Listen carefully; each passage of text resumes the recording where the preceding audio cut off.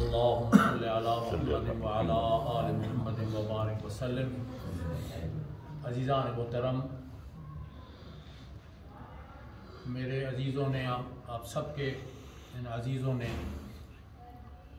جو ایک پروگرام مرتب فرمایا کہ ہم کم از کم مہینہ میں ایک دن مغرب سے عشاء تک یہاں بیٹھ جائیں اور پھر بطور خصوصی اپنے نوجوانوں کو دعوت دیں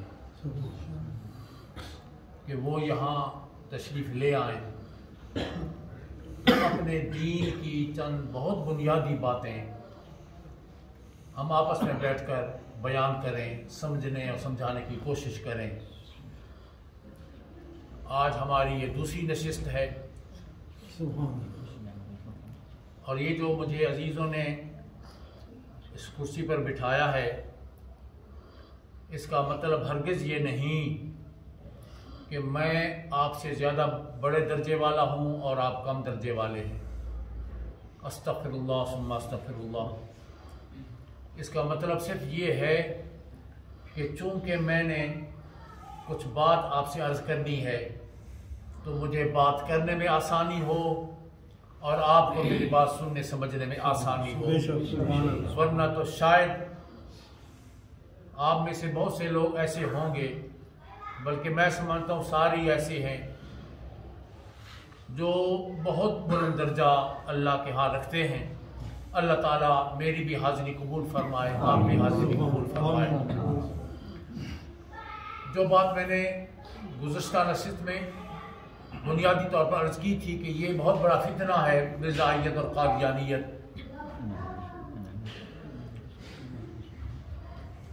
اس کے کتنے جال ہیں پورے پاکستان میں بلکہ پوری دنیا میں،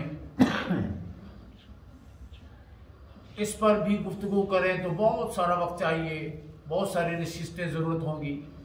اتنی بات صرف عرض کروں گا، اس دفعہ اتنی بڑی جرأت ہوئی اس مملکت اسلامیہ پاکستان میں 8 مارچ کو کہ چند لوگوں نے کس طرح آقا حبیب نبی علیہ السلام کی گستاخی کی اسلام آباد میں۔ یہ اسلام آباد ہے، یعنی ہمیں تنبیہ ہے، ہم دوسروں کو برا بھلا کہہ کر خوش ہو جائیں یہ بات نہیں ہوگی۔ ضرورت اس بات کی ہوگی ہم اپنی اصلاح کریں، اپنے نوجوانوں کو سمجھائیں اور اپنی بات پورے جذبے کے ساتھ، ایمانی طاقت کے ساتھ اور پوری دلیل کے ساتھ، گالی گلوچ کے ساتھ نہیں، پوری دلیل کے ساتھ آگے پھیلائیں۔ یاد رکھیں اس طرح کی جتنی بھی سازشیں اور شرارتیں پاکستان میں ہوتی ہیں یا باہر ہوتی ہیں، مرزائیوں کا اس میں بنیادی کردار ہوتا ہے۔ میں اس پر تفصیل میں نہیں جانا چاہتا، بنیادی طور پر میں نے آپ کی خدمت میں ایک بات گزشتہ نشست میں عرض کی تھی قرآن مجید کے حوالے سے، اور یہ بات بھی میں نے عرض کی تھی الحمدللہ ثم الحمدللہ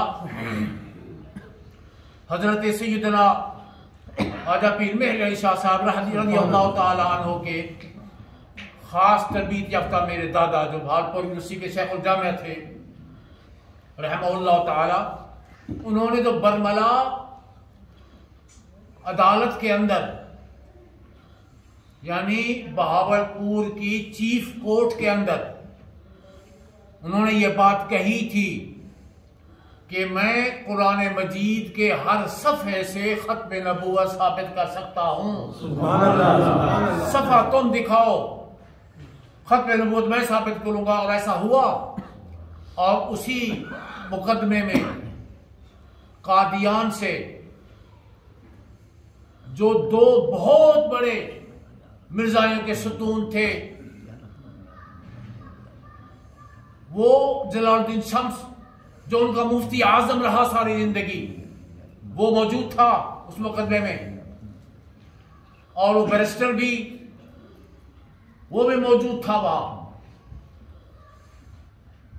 تو الحمدللہ صفحہ کھولا گیا تو میرے جد امجد نے ختم نبوت ثابت کر کے دکھایا. سبحان اللہ. میں نے آپ کی خدمت میں ایک آیت تلاوت کی تھی، میں چاہتا ہوں کہ تھوڑا اس کو میں یاد کرا دوں، پھر آگے بات کو تھوڑا سا آگے بڑھائیں گے انشاءاللہ. کہ اللہ تبارک و تعالی نے ابھی عالم ارواح کو پیدا فرمایا، عالم اجسام کو پیدا نہیں فرمایا. یعنی یہ چار سورے، زمین، جنت، دوزخ، یہ اجسام یہ نہیں تھے، صرف ارواح تھی اس وقت. تو اللہ تبارک و تعالی نے عالم ارواح میں سے انبیاء اور رسول کی ارواح مقدسہ کو اپنی بارگاہ میں طلب فرمایا، اور رب کائنات نے ان کے سامنے خطاب فرمایا، گفتگو فرمائی، کلام فرمایا. پھر اس کو قرآن مجید میں اللہ نے ہمارے لیے بیان فرمایا. اعوذ باللہ من الشیطان الرجیم، بسم اللہ الرحمن الرحیم.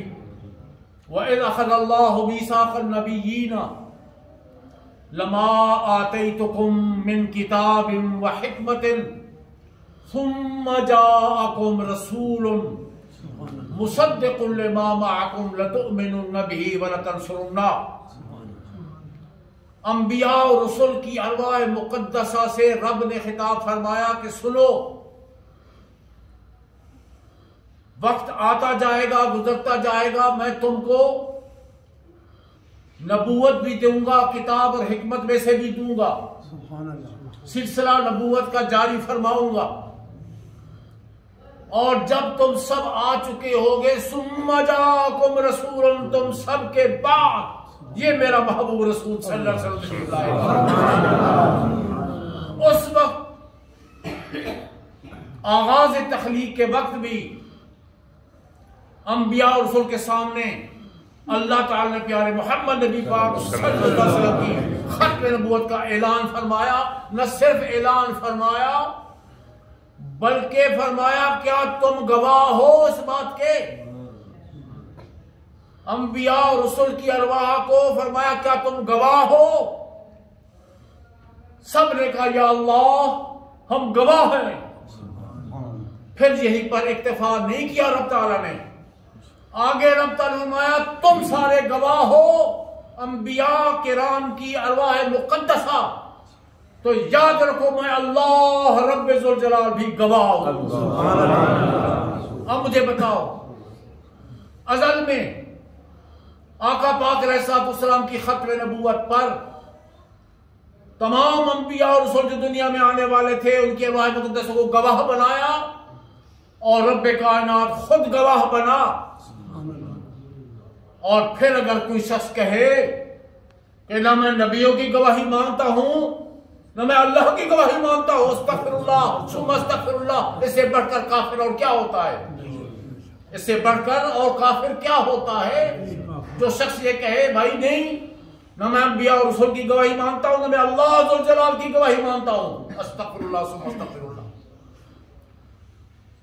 عزیزان محترم، بات کو تھوڑا سا آگے بڑھاتے ہیں. آج آقا حبیب نبی صلی اللہ علیہ وسلم نے اپنی ختم نبوت کے بارے میں احادیث مقدسہ میں بھی کھول کھول کر بیان فرمایا. حضور کا ایک ارشاد گرامی ہے کہ لوگوں یاد رکھنا 30 کذاب دجال آئیں گے. کذاب کا معنی سب سے بڑا جھوٹ بولنے والا. کاذب ہوتے نا جھوٹ بولنے والا، کاذب، اور ایک کذاب عربی گرامر کے اعتبار سے سپرلیٹو ڈگری. فرمایا کذاب ہوں گے، سب سے بڑے جھوٹ بولنے والے. دجال مانے فریب کرنے والا، دھوکہ دینے والا، سب سے بڑے دھوکہ دینے والے اور سب سے زیادہ جھوٹ بولنے والے 30 آئیں گے. ہر ایک ان میں سے کہے گا اس کا جھوٹ کیا ہوگا، اس کا دجل و فریب کیا ہوگا۔ آقا پاک علیہ الصلوۃ والسلام آیا، ہر ایک ان میں سے کہے گا کہ میں نبی ہوں۔ گویا حضور علیہ الصلوۃ والسلام کے تشریف لانے کے بعد کوئی بھی شخص کسی نے کہا اگر کہے کہ میں نبی ہوں تو سب سے بڑا کذاب اور سب سے بڑا دجال ہے وہ۔ آقا پاک علیہ الصلوۃ والسلام نے اس کا فیصلہ فرمایا۔ عزیزان محترم، آقا نبی پاک علیہ الصلوۃ والسلام نے ایک خواب بیان فرمایا۔ میں نے خواب دیکھا، اس خواب کے اندر اللہ تبارک و تعالی نے ساری کائنات کے سب خزانے میرے سامنے رکھ دیے، اور حضور فرماتے ہیں پھر میں نے دیکھا کہ میرے اس ہاتھ میں بھی سونے کا کنگن ہے، اس ہاتھ میں بھی سونے کا کنگن ہے۔ یہ بات میرے لیے بوجھ کا سبب بن گئی۔ آقا علیہ السلام نے میری طبیعت پر گراں گزرا یہ کنگن دیکھ کر، تو فوراً رب کائنات کی طرف سے آواز آئی، یہ میرے پیارے محبوب نبی ان کے اوپر پھونک مارو۔ ماتے میں نے خواب میں ان کو پھونک ماری، اس کو بھی پھونک ماری، دونوں کنگن بالکل گم ہو گئے، ختم ہو گئے۔ آقا علیہ السلام نے فرمایا اس کا مطلب یہ ہے کہ میرے ہوتے ہوئے دو جھوٹے نبوت کے دعوے دار پیدا ہوں گے، کذاب 30 تو اور آتے رہیں گے، فرمایا میرے ہوتے ہوئے ہوں گے، یہ اس کی نشانی ہے۔ اور وہ پیدا ہوئے، ایک کا نام اسود عنسی تھا، ایک کا نام مسیلمہ کذاب۔ اسود عنسی یمن کا رہنے والا تھا اور مسیلمہ کذاب یمامہ کا رہنے والا تھا۔ اسد عنسی کا صورتحال یہ بڑی دعویٰ اس نے کیا میں بھی نبی ہوں، مگر اس کا فتنہ زیادہ آگے نہ پھیلا۔ خدا تعالیٰ کی قدرت اپنی جگہ پر کام کرتی، اور اس کے اپنے کچھ لوگوں نے اس کو قتل کر دیا۔ لیکن مسیلمہ جو تھا اس کا فتنہ تھوڑا پھیلا۔ گویا رب کائنات کے نظام قدرت کے اندر ہمارے لیے روشن دلیلیں قائم کرنا تھی۔ رب نے انتظام فرمایا کہ آنے والی جو امت ہے، آنے والے جو لوگ ہیں، ان کے لیے دلیل واضح ہو جائے، ان کو راستہ روشن ہو جائے۔ وہ مسلمہ جو تھا وہ حضور آقا علیہ السلام کی بارگاہ میں حاضر ہوا اپنے قبیلے کے ساتھ اور مسلمان ہو گیا، اور کلمہ لا الہ الا اللہ محمد رسول اللہ پڑھ کے مسلمان ہو گیا۔ لیکن جب لوٹ کے واپس گیا یمامہ میں تو وہاں مرتد ہو گیا، اور اس نے دعویٰ کیا کہ میں بھی نبی ہوں۔ اب صورتحال وہی ہے جو مرزا قادیانی نے اسی مسیلمہ کذاب ہی کی نقل کی ہے، اسی پیٹرن پہ چلا ہے۔ مسیلمہ کذاب کیا کہتا تھا؟ وہ لا الہ الا اللہ محمد رسول اللہ پڑھتا تھا، وہ کہتا تھا میں حضرت محمد صلی اللہ علیہ وسلم کو اللہ کا رسول مانتا ہوں، وہ مگر کہتا تھا وہ بھی رسول ہیں مگر میں بھی رسول ہوں۔ اس کا دعویٰ اسی طرح سے تھا مسیلمہ کا۔ اس نے ایک خط آقا نبی علیہ السلام کی بارگاہ میں بھیجا، 2 قاصد بھیجے، وہ خط لے کر آئے۔ اس میں اسے لکھا کہ جیسے آپ اللہ کے رسول ہیں، میں مانتا ہوں محمد رسول اللہ کو، میں مانتا ہوں آپ اللہ کے رسول ہیں، تو اسی طرح میں بھی رسول ہوں، میں بھی خدا کا نبی ہوں۔ یہ جو قریش والے ہیں انہوں نے بس آپ کو مان لیا اور مجھے ادھر کا باہر کر دیا، میں بھی رسول ہوں۔ استغفر اللہ ثم استغفر اللہ۔ آقا نبی علیہ السلام نے ان 2 قاصدوں سے پوچھا کہ تمہارا میرے بارے میں کیا خیال ہے، کیا کہتے ہو، کیا عقیدہ ہے، کیا ایمان ہے؟ انہوں نے کہا جی ہم آپ کو رسول مانتے ہیں، محمد رسول اللہ مانتے ہیں، لا الہ الا اللہ محمد رسول اللہ پڑھا انہوں نے۔ فرمایا اچھا تو مسیلمہ کے بارے میں تمہارا کیا عقیدہ ہے؟ انہوں نے کہا جی وہ بھی اللہ کا رسول ہے، مجھ کو بھی رسول مانتے ہیں۔ آئیے فیصلہ کیا ہے؟ آقا حبیب نبی علیہ السلام نے ارشاد فرمایا اگر قاصدوں کو قتل کر دینا دستور دنیا نہ ہوتا تو میں تمہیں یہی قتل کرا دیتا. یعنی سخت رد فرمایا. اور پھر آقا پاک علیہ السلام نے اس کے خط میں آپ نے جواب الخط لکھا. اس میں اتنی بات کافی ہے. اس نے لکھا محمد رسول اللہ صلی اللہ علیہ وسلم کی طرف سے مسیلمہ کذاب کی طرف.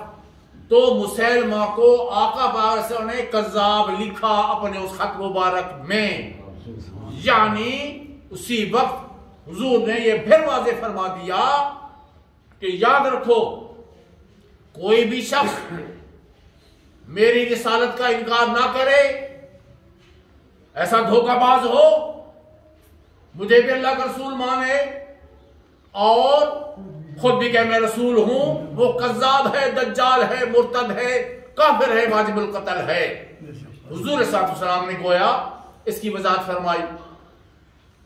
اور پھر آقا نبی مکرم علیہ السلام کا وصال ہو گیا اور مسیلمہ کذاب کا فتنہ تھوڑا پھیلا یمامہ کے اندر، حتیٰ کہ حضرت سیدنا ابو بکر صدیق اکبر رضی اللہ تعالیٰ عنہ نے. اب یہ بات دیکھیے، ایک قرآن کے دلائل ہیں، ایک احادیث مقدسہ کے دلائل ہیں، اور ایک اجماع صحابہ ہے. سارے جتنے صحابہ تھے رضوان اللہ تعالی علیہم اجمعین، ان میں سے کسی نے تو یہ نہیں کہا کہ چلو بھائی اس کو بھی رسول مان لو، استغفر اللہ صبح استغفر اللہ، کوئی ریکارڈ میں نہیں ہے.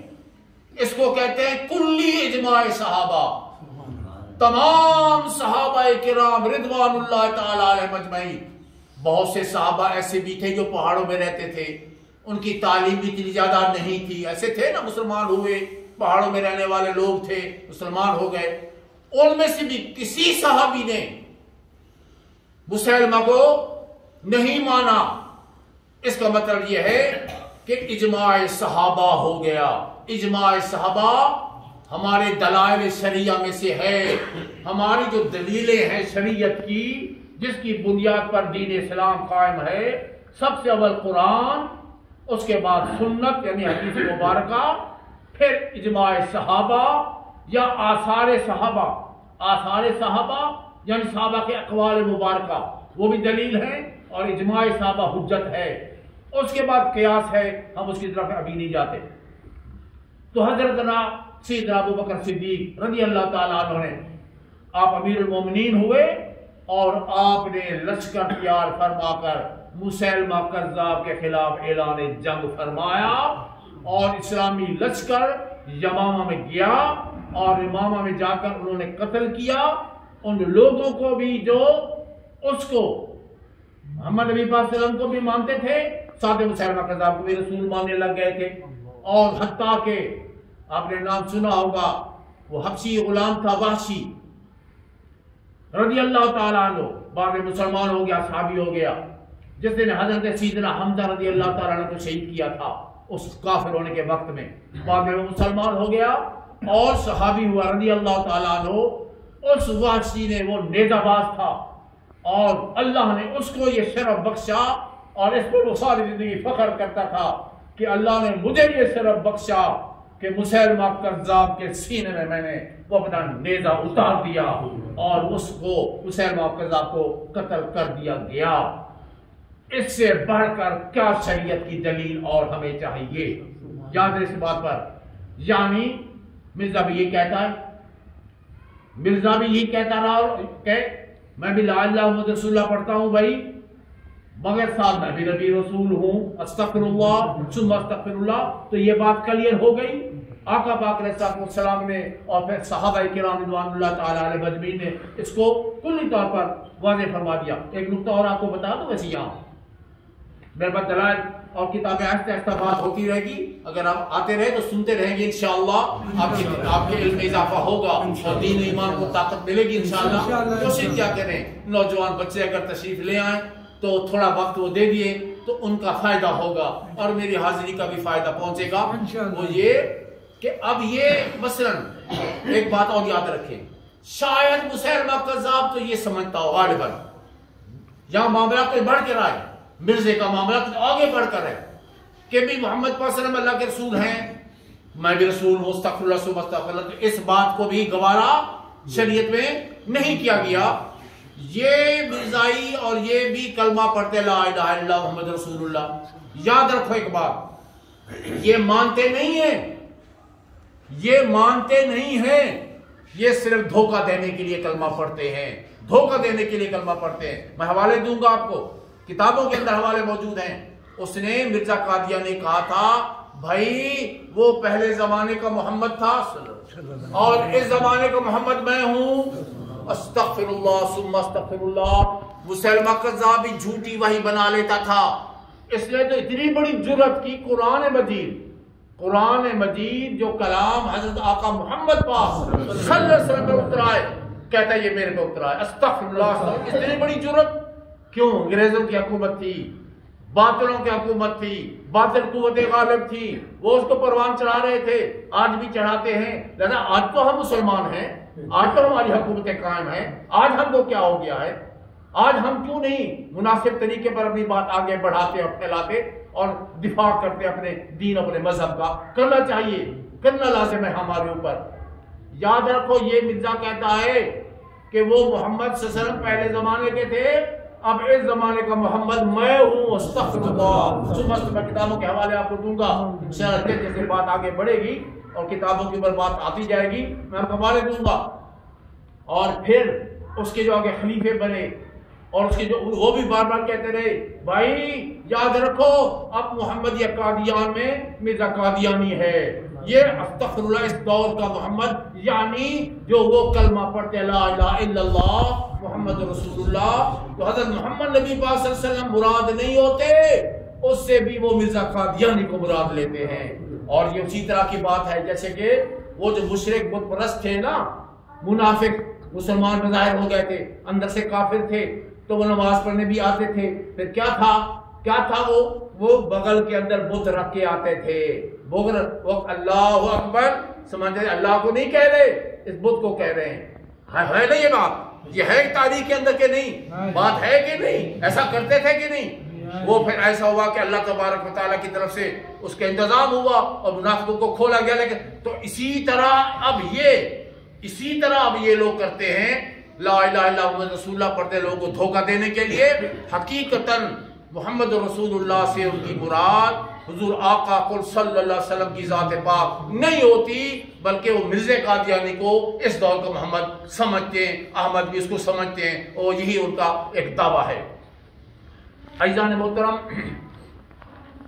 یہ بات کچھ عرض کرو کہ یہ مرزا قادیانی مسلمان کا بیٹا تھا، شروع میں مسلمان تھا اور مسلمان ماں باپ تھے، مسلمان کے گھر میں پیدا ہوا، اور پھر یہ شروع میں اس نے تبلیغ دین کا کام کیا، ہندوؤں کے ساتھ مناظرہ کرتا تھا، عیسائیوں کے ساتھ مناظرہ کرتا تھا، جس کی وجہ سے اس نے ہندوستان کے اندر اپنی شہرت بنا لی، اپنی پوزیشن بنا لی، اور کئی علماء بیچارے نیک لوگ وہ کہتے تھے چلو بھئی یہ شخص ایک اٹھا ہے، یہ اسلام میں دین اسلام کا دفاع کر رہا ہے، تو اس طرح اس نے پہلے اپنا حلقہ بنایا اور اپنی ایک ریپوٹیشن بنائی، اور اس کے بعد پھر یہ اس نے اپنے آپ کو ظاہر کیا۔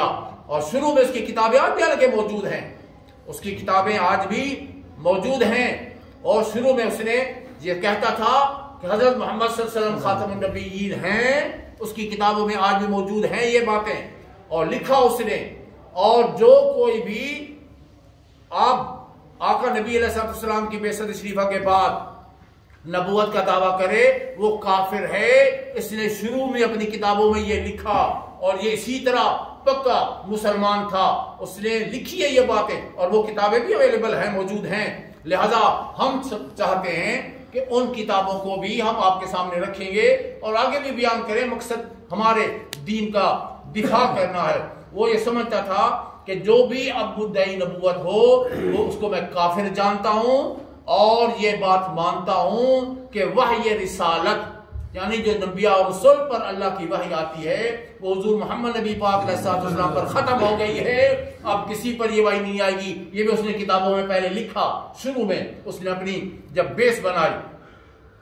عزیزان محترم، اس کے بعد پھر کیا ہوا تفصیلات میں نہیں جاتے تھی، بات کہتا ہوں کہ وہ ڈپٹی کمشنر کے دفتر میں ملازم ہو گیا تھا، ڈپٹی صاحب انگریز ڈپٹی کمشنر صاحب تھے، تو پھر وہاں اس انگریز کے ساتھ جو اس کا میل جول ہوا تو اس انگریز نے بھی سمجھا کہ بندہ یہ ہے جو ہم نے کھڑا کر سکتے ہیں، اس کی دماغ بہت تیز تھا، بہت تیز دماغ آدمی تھا، لہذا انہوں نے پھر تیاری کر کے پھر اس کو انہوں نے لالچ وغیرہ دے کر پھر اس کو پروموٹ کیا۔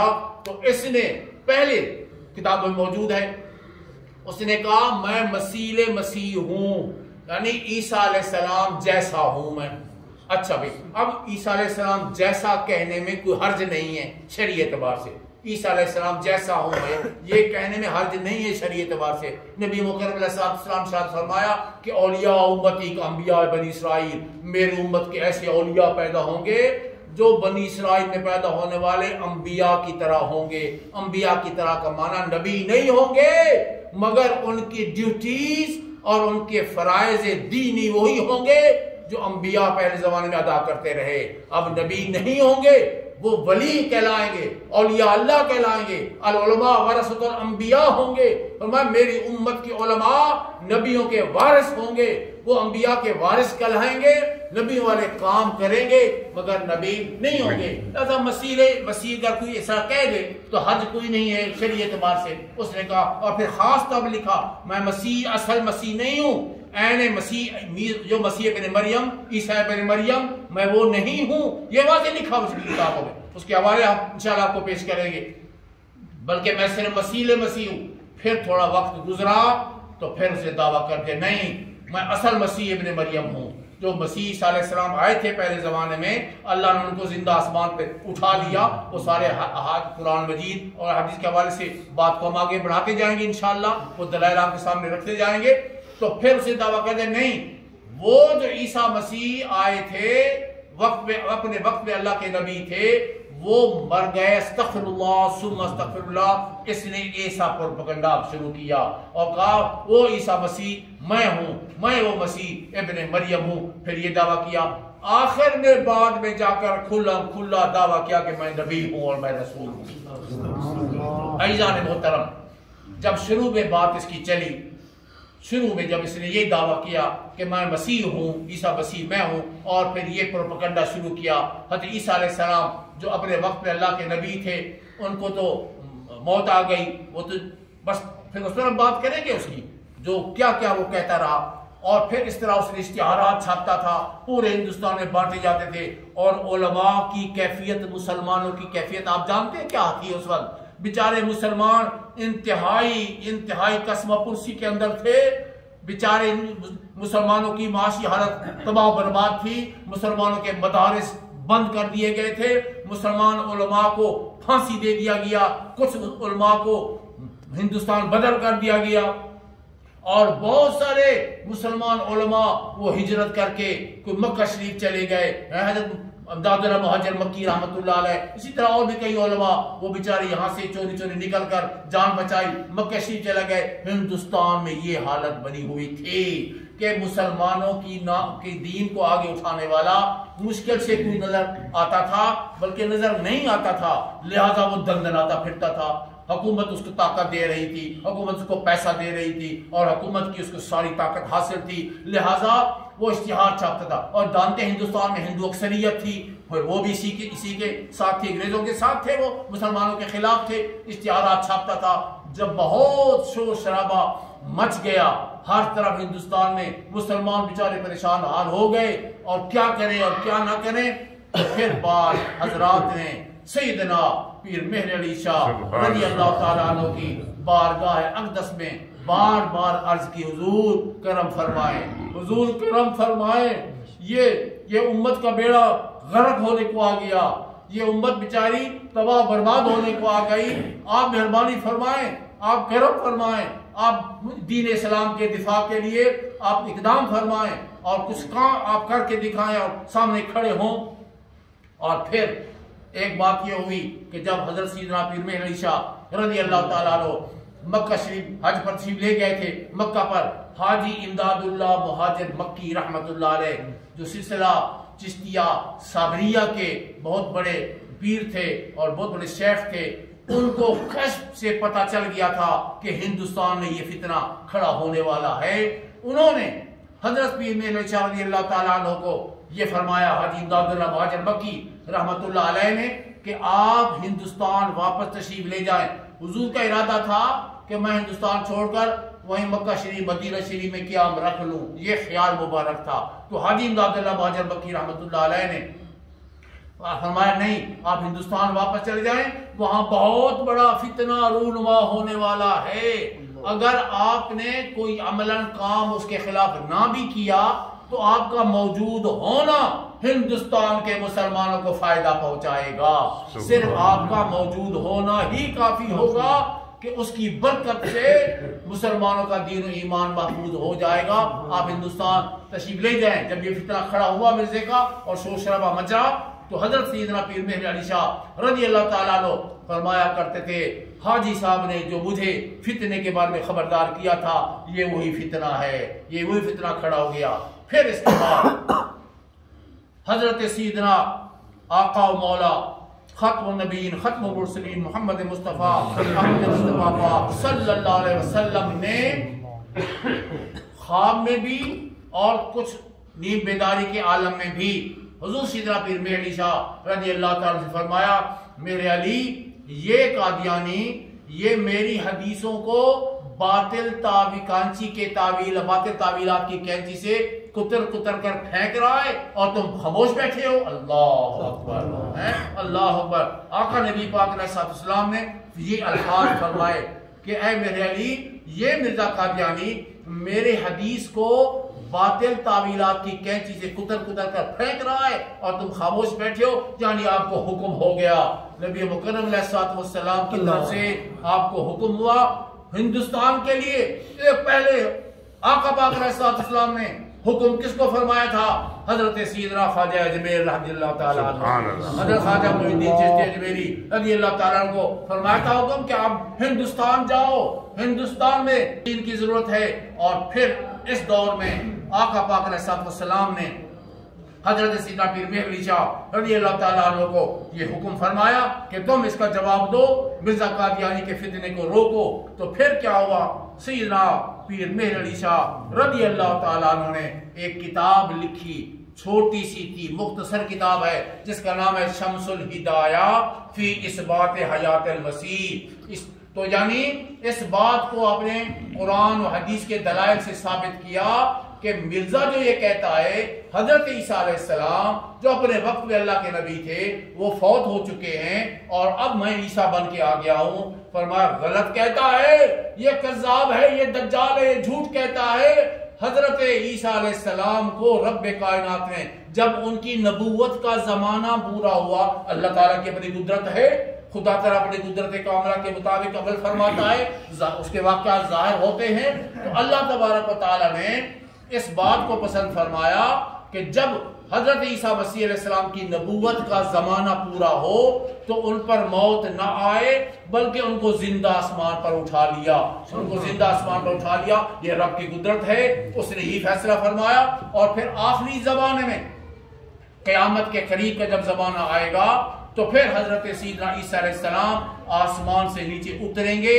قرآن میں بہت سی آیات ہیں اور احادیث مبارکہ میں بالکل وضاحت کر دی گئی ہے، بالکل وضاحت ہو چکی ہے، بالکل وضاحت ہو چکی ہے۔ ہم اگر تھوڑا سا غور کریں پڑھیں تو ہمارا دماغ اور دل روشن ہو جائے۔ آقا علیہ السلام فرمایا کہ قرب قیامت کا زمانہ آئے گا، اس وقت امام مہدی علیہ السلام ہوں گے، وہ مسلمانوں کے امام ہوں گے، اور اس زمانے میں حضرت عیسیٰ علیہ السلام آسمان سے اتریں گے اور وہاں دنیا لوگ دیکھتے ہوں گے، ان کے سامنے اتریں گے، دو فرشتے ہوں گے اور ایک فرشتے کے کاندھے پر ہاتھ رکھا ہوگا عیسیٰ علیہ السلام نے اور دوسرے فرشتے کے کاندھے پر ہاتھ رکھا ہوگا، اور آپ زرد رنگ کی دو چادریں لپیٹے ہوں گے۔ ارے اور کتنا واضح فرماتے آقا پاک علیہ السلام، حضور صلی اللہ علیہ وسلم پر کروڑوں کروڑوں کروڑوں سلام ہوں، درود و سلام ہو ہماری طرف سے کہ واضح دین پہنچایا ہم کو، دین کو کھول کے رکھ دیا ہم کو۔ اور اگر اب ہم اپنی سستی سے اگر اپنی دھوکہ کھا جائیں تو پھر قیامت کے دن ہمارا عذر کوئی نہیں ہوگا۔ آقا پاک علیہ السلام نے دو ٹوک فرمایا کہ زرد رنگ کی دو چادریں، احرام کی دو چادریں ہوتی ہیں نا، وہ سفید ہوتی ہیں، فرمایا وہ اسی طرح کی چادریں ہوں گی جیسے حاجی احرام کی چادریں باندھتا ہے، مگر وہ زرد رنگ کی ہوں گی۔ عیسیٰ علیہ السلام وہ پہنے ہوئے وہاں سے نیچے اتریں گے، دمشق کی جامع مسجد میں اتریں گے، اور پھر وہاں آپ اعلان فرمائیں گے، تبلیغ فرمائیں گے، دین کی تبلیغ شروع ہوگی۔ جیسے دین کی تبلیغ شروع ہوگی تو پھر یہودیوں کی فوج مسلمانوں پر حملہ آور ہوگی۔ یاد رکھیں یہ بات، میں آگے اب بات جب بڑھتی جائے گی تو آپ کو مزید تفصیلات بتاؤں گا۔ مرزا قادری نے بہت دھوکہ دینے کی جھوٹی باتیں بہت کرتا ہے، کہتے ہیں دیکھو جی عیسیٰ مسیح آئے گا، لوگوں کو مارنے کے لیے آئے گا، وہ قاتل ہوگا، استغفر اللہ ثم استغفر اللہ۔ یہی بکواس، یہی بد زبانی یاد رکھے۔ میں خود بہت باہر ملک میں گیا ہوں، زندگی میں بہت باہر ملک میں پڑھاتا رہا ہوں، وہی بات وہ یہ حضرت نبی پاک علیہ السلام کے بارے میں بکواسیں وہ یہی کرتے تھے کہ دیکھیں جی انہوں نے قتل غارت کر دی اور ہزاروں لوگوں کو مروا دیا، استغفر اللہ ثم استغفر اللہ۔ حقیقت ایسی نہیں ہے، ہم کو سمجھنے کی ضرورت ہے۔ حضرت عیسیٰ علیہ السلام ان لوگوں کو قتل کرنے کے لیے نہیں آئیں گے، وہ خدا کے دین کی تبلیغ کے لیے آئیں گے، امام مہدی علیہ السلام کے ساتھ مل کر اور مسلمان علماء جو ہوں گے ان کے ساتھ مل کر وہ خدا کے دین کی تبلیغ جب شروع کریں گے تو خدا کے دین کی اس تبلیغ میں ایک طاقت قوت ہوگی۔ لہذا کافر سوچیں گے اب ہم دلیل سے دو بات کر نہیں سکتے، علم سے ہم بات ان سے کر نہیں سکتے، لہذا ان کو مارو۔ لہذا یہودیوں کی فوج جس میں کہا گیا ہے کہ کم از کم 70,000 عورتیں بھی ان کی فوج میں شامل ہوں گی اور وہ حملہ آور ہوں گے، اور اس وقت دجال جو ایک یہودی ہوگا، یہودیوں کا سربراہ ہوگا، اس کی نشانیاں بھی ساری حدیثوں میں بیان ہوئی ہیں، وہ ان کو لیڈ کر رہا ہوگا اس یہودیوں کے لشکر کو، اور سامنے آئیں گے اور جہاد ہوگا۔ تو حضرت سیدنا عیسیٰ علیہ السلام پھر جہاد کا اعلان فرما دیں گے، اور جہاد کا جب پھر اعلان ہوگا تو مسلم افواج بھی پھر اپنے دفاع کے لیے، اپنے دین و ایمان کے تحفظ کے لیے وہ بھی تلوار اٹھائیں گے، وہ بھی جہاد ہوگا، اور پھر دجال کو بطور خصوصی حضرت عیسیٰ علیہ السلام مار دیں گے۔ دجال کو وہ ماریں گے حضرت عیسیٰ علیہ السلام، اور دجال مرے گا، اور پھر فرمایا اس وقت صورتحال یہ ہوگی تبلیغ کی وجہ سے بہت سارے کافر مسلمان ہو جائیں گے، اور جو مسلمان نہیں ہوں گے دشمن رہیں گے وہ حملہ کریں گے، اور جو حملہ کریں گے وہ مارے جائیں گے۔ لہذا پھر کیفیت ہوگی پورے روئے زمین پر صرف ایک دین اسلام بچ جائے گا، پورے روئے زمین پر پھر ایک دین اسلام بچے گا۔ اور فرمایا کہ پھر عیسیٰ علیہ السلام جب دوبارہ دنیا میں آئیں گے، نبوت کی زندگی تو ان کی پوری ہو گئی، نبوت کی زندگی ان کی وہاں پوری ہو چکی، اب یہ امتی کی زندگی لے کر اللہ ان کو دے کر بھیجے گا، امتی کی زندگی کے لے کر آئیں گے وہ۔ لہذا وہ 40 سال اب اس دنیا میں پھر گزاریں گے، اور اس کے بعد وہ حرمین شریفین کی حاضری ہوگی ان کی، اور وہ حج ادا کریں گے۔ آقا پاک علیہ السلام ارشاد فرمایا کہ میرے روضہ اطہر کے باہر کھڑے ہو کر وہ مجھے سلام عرض کریں گے، اور میں اندر سے ان کو جواب دوں گا، میں اندر سے ان کو جواب دوں گا۔ آقا پاک علیہ السلام فرمایا پھر وہ جب ان کی وہ زندگی پوری ہوگی تو کل نفس ذائقۃ الموت، موت تو ہر ایک کو پھر آنی ہے، تو پھر عیسیٰ علیہ السلام پر موت آئے گی، اور مسلمان ان کا جنازہ پڑھیں گے، اور پھر آقا علیہ السلام نے فرمایا، کئی حدیث ہیں اس میں، ایسے ایسا بات بڑھے گی، کئی حدیث میں آقا پاک علیہ السلام نے فرمایا کہ میرے بھائی عیسیٰ کی قبر میرے روضہ اطہر کے اندر ہوگی، میرے مقبرہ شریف میں ہوگی، اور آج بھی جگہ موجود ہے۔ آقا پاک علیہ السلام کی قبر انور شریف ہے، اور ساتھ میں حضرت ابوبکر صدیق رضی اللہ تعالیٰ عنہ کی، ساتھ میں حضرت عمر فاروق رضی اللہ تعالیٰ عنہ کی، اور اس حجرہ شریفہ مقدسہ طیبہ طاہرہ کے اندر ایک قبر کی جگہ آج بھی موجود ہے۔ وہ عیسیٰ علیہ السلام آئیں گے اور ان کی وہاں قبر بنے گی۔ سبحان اللہ۔ یہ کہتا تھا میں وہ عیسیٰ مسیح ہوں، تو حضرت سیدنا پیر میر علی شاہ رحمۃ اللہ نے ایک دو ٹوک بات فرمائی، بہت ساری باتوں میں سے آپ نے بھی بہت ایک واضح بات فرمائی جو ہماری سمجھ میں آسانی سے آ جائے، عام آدمی آسانی سے سمجھ جائے، اپنے دین کا حفاظت کر لے۔ یہ تو کمال ہوتا ہے اہل علم کا جو اہل عرفان ہوتے ہیں، اہل معرفت ہوتے ہیں، اللہ کے ولی کامل ہوتے ہیں، ان کا یہ تو کمال ہوتا ہے۔ آقا پاک علیہ السلام نے جس طرح دین کو آسان کر کے بیان فرمایا، اسی طرح یہ اولیاء کاملین بھی آقا پاک علیہ السلام کی سنت پر چلتے ہوئے، اتباع کرتے ہوئے اسی طرح فرماتے ہیں۔ فرمایا لوگوں سن لو، تم کو میں ایک بات بتاتا ہوں، یاد رکھنا، دھوکہ نہ کھانا، کھول کر بتاتا ہوں۔ وہ بات یہ ہے کہ حدیثوں میں تو یہ بات آئی، عیسیٰ علیہ السلام دنیا میں آئیں گے اور زندگی 40 سال گزاریں گے، ان کی وفات ہوگی اور ان کی قبر شریف آقا پاک علیہ السلام کے روضہ اطہر و اقدس کے اندر بنائی جائے گی۔ اور فرمایا سنو میں اعلان کرتا ہوں، آقا پیر میر علی شاہ رضی اللہ عنہ، لوگوں سن لو، میں اعلان کرتا ہوں، آپ کو بتاتا ہوں کہ مرزا قادیانی قبر تو اس کی کہاں وہاں بنے گی، یہ مکہ اور مدینہ جا ہی نہیں سکے گا، ساری زندگی نہ مکہ جا سکے گا نہ مدینہ جا سکے گا، اور میں شریف کے ان کی حاضری نصیب نہیں ہوگی۔ اللہ اکبر، اس سے بڑھ کر کیا وضاحت ہمیں چاہیے کہ وہی ہوا، وہ نہ مکہ شریف جا سکا نہ مدینہ شریف جا سکا، اور یہیں ہی وہ مر گیا اور اپنی انجام کو پہنچ گیا۔ عزیزان محترم، بات یہ چل رہی تھی کہ حضور نے کتاب لکھی شمس الہدایہ، اور اس میں مضبوط دلائل دیے، وہ کتاب حضور نے چھپوا کر مفت میں علماء ہندوستان کو تقسیم فرمائی، کیونکہ علماء بیچارے کو دبکے ہوئے تھے، اور کچھ کس طرح خوف زدہ تھے، اور کچھ کس کیفیت میں تھے، جرأت نہیں پا رہے تھے۔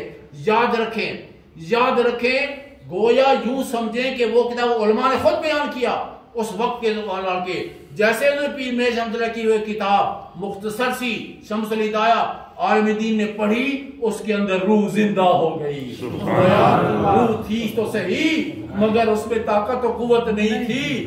جو عالم دین پڑھتا گیا، خود اس وقت علماء نے بیان کیا، ارے ہم تو گویا مر چکے تھے، ہم آواز اٹھانے کے قابل نہیں رہے تھے، ہم کوئی بات کرنے کے قابل نہیں رہے تھے۔ جب وہ کتاب ہم پڑھتے تھے، ہمارے اندر ہمت پیدا ہوتی تھی، اور پھر ایک بات اٹھنے لگ گئی، علماء اس کتاب کو پڑھ کر باتیں کرنے لگ گئے۔ قادیان میں بھی حضور نے کتاب بھیجی مرزے کو بھی، اور پھر مرزا قادیانی نے اور اس کے جو پالتو ایک دو مولوی وہاں پڑے ہوئے تھے، انہوں نے جب کتاب پڑھی، وہ بھی کتابوں میں موجود ہے، انہی کے کتاب موجود ہے، وہ پڑھ کر مرزا قادیانی کتاب پھینکتا تھا، ادھر گھومتا تھا، دماغ گھوم گیا اس کا گھوم گیا کہ اتنی بڑی مضبوط دلائل کی کتاب، اب میں دلیل کی بات کیسے کروں گا؟ اس کو دماغ اس کا گھوم گیا تھا، اور جو اس کے مولوی تھے وہ ایسے بڑے بڑے عجیب الفاظ بولتے تھے، ارے ظالم یہ کیا کر دیا، اس طرح کے الفاظ ان کی اپنی تحریروں میں موجود ہیں۔ حضور کی کتاب میں تھی، طاقت تھی، اتنے بھی دلائل تھے۔ اب انہوں نے سوچا کہ ہم اب دلیل سے باتیں نہیں کر سکتے، نہ ہم کوئی قرآن پیش کر سکتے ہیں، نہ حدیث پیش کر سکتے ہیں، نہ کوئی دلیل، یہ تو اتنی مضبوط کتاب ہمارے سامنے آ گئی۔ لہٰذا انہوں نے کہا اچھا یوں کرو، یہ ایک پیر ہے، نوجوان ہے، ابھی پڑھ کر آیا ہے، تو اس کے اندر ذرا جوش و جذبہ ہے، کوئی بات نہیں، علم کی بات ہم اب نہیں کر سکتے، اس کو دبکا لگا دو، دبکا لگانے سے ڈر جائے گا اور پھر یہ بیٹھ جائے گا، اور پھر ہم آگے اپنا فتنہ پھیلائیں گے۔ اس نے کہا پیر میر شاہ رضی اللہ تعالیٰ عنہ کو اشتہار چھاپتا تھا، وہ اس کی بھی اشتہار چھاپے، اس نے کہا مناظرے کا چیلنج دیتا ہوں، آپ لاہور میں آؤ میرے سامنے بیٹھ کر قرآن کی تفسیر لکھو، میں بھی لکھوں، تم آپ بھی لکھو عربی میں، اور جو جلدی لکھے اور جو اچھی لکھے وہ کامیاب تر قرار دیا جائے۔ حضرت سیدنا پیر میر شاہ رضی اللہ تعالیٰ نے فرمایا ارے بھائی، تفسیر کے مسئلے پر تو کوئی ہمارا جھگڑا نہیں ہے نا، کوئی اس میں تو کوئی اختلاف نہیں ہو رہا کہ تفسیر لکھ سکتے ہو نہیں لکھ سکتے ہو، یہ تو بات ہی کوئی نہیں ہے۔ مسئلہ تو یہ ہے، تم کہتے ہو میں نبی ہوں، تم کہتے ہو میں مسیح موعود ہوں، تم کہتے ہو میں عیسیٰ مسیح ہوں، اس پر ہم بات کریں گے۔ جو اصل مسئلہ ہے جھگڑے کا، جو اصل مسئلہ ہے، اصل مسئلے پر تو بات ہونی چاہیے کہ نہیں ہونی چاہیے؟